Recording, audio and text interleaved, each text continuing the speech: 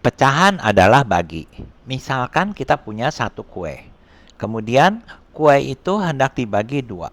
Jadi satu kue hendak dibagi dua.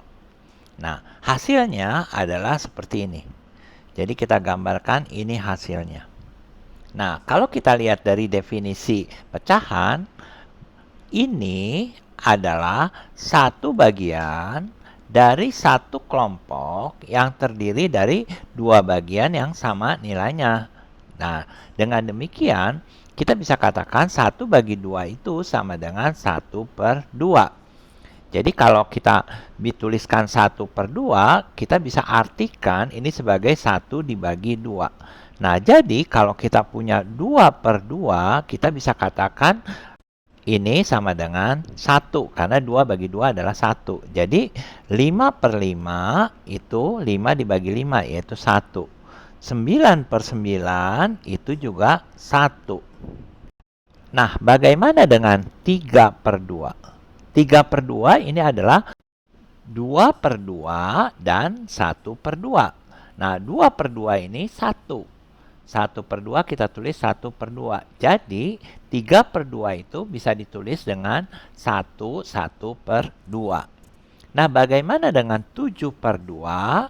7/2 adalah 6/2 dan 1/2. 6/2 itu 6 dibagi 2, yaitu 3. Kemudian 1/2. Jadi 7/2 itu bisa ditulis 3 1/2. Nah, pecahan ini disebut sebagai pecahan majemuk. Nah, cara lain untuk mengubah pecahan biasa menjadi pecahan majemuk adalah sebagai berikut.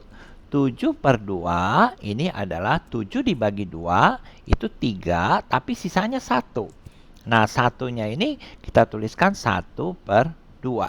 Dengan demikian, kalau kita punya 15/2, maka kita hitung dulu 15 dibagi 2, yaitu 7, sisanya 1.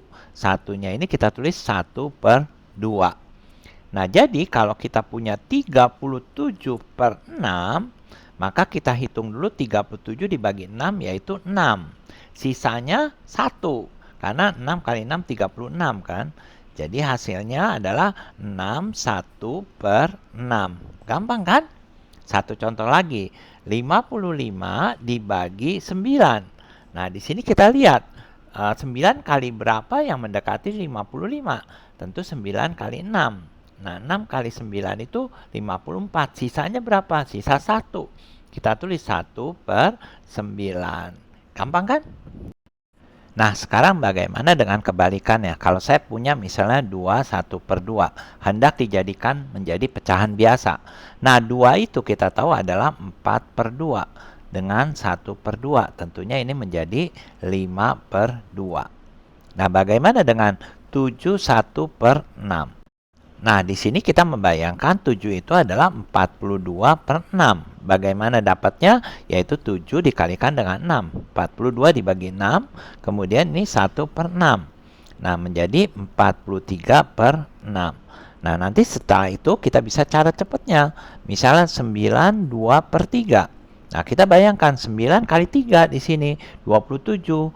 Jadi kita punya 27/3 dan 2/3 menjadi 29/3. Selanjutnya kalau misalnya ada 12 3/5, nah kita langsung tahu 12 itu adalah 60/5, yaitu dari mana?